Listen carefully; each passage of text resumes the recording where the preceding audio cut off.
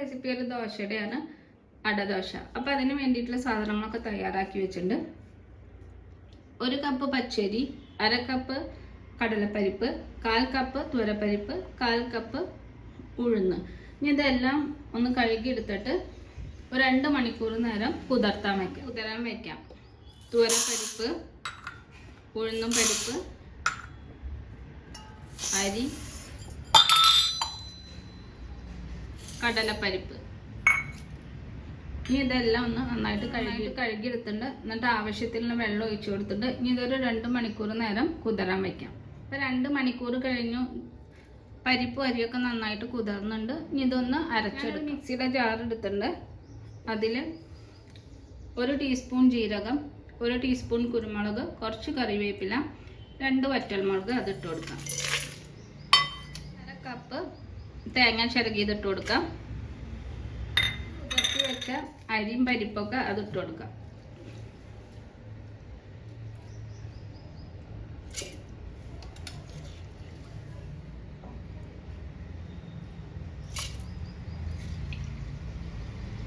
എന്നിട്ട് ഇത് കുറച്ച് വെള്ളം ഒഴിച്ചിട്ട് തരിതരിപ്പായിട്ട് ഒന്ന് അരച്ചെടുക്കാം. ഞാൻ 2 ബാച്ചായിട്ടാണ് അരച്ചെടുക്കുന്നത്. അപ്പോൾ ഇതിൽ കുറച്ച് വെള്ളം ഒഴിച്ചിട്ട് തരിതരിപ്പായിട്ട് അരച്ചെടുക്കാം. ഇനി ഇത് അരച്ചെടുത്തിട്ടുണ്ട്. ഇതുപോലെ തരിതരിപ്പായിട്ട് വേണം അരച്ചെടുക്കാൻ. ഇനി ബാക്കിയുള്ളതും അരച്ചെടുക്കട്ടെ. ഇതുപോലെ അരിയൊക്കെ ഞാൻ അരച്ചെടുത്തു. ഇനി ഇതിലേക്ക് കുറച്ച് ഉപ്പും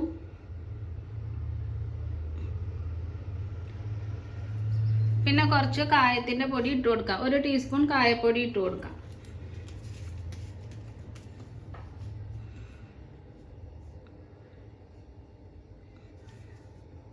ഇനി ഇതൊന്ന് നന്നായിട്ടൊന്ന് മിക്സ് ചെയ്യാം.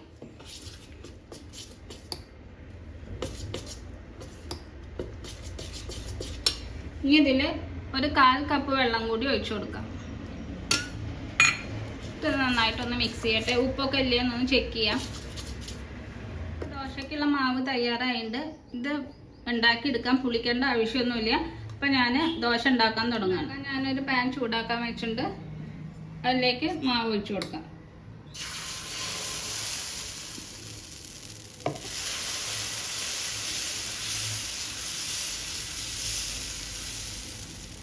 ഇനി ഇതിൽ കുറച്ച് നല്ലെണ്ണ ഒഴിച്ചു കൊടുക്കാം. എന്നിട്ട് മീഡിയം ഫ്ലെയിമിൽ ഇട്ടിട്ട് ഇത് വേവിച്ചെടുക്കാം.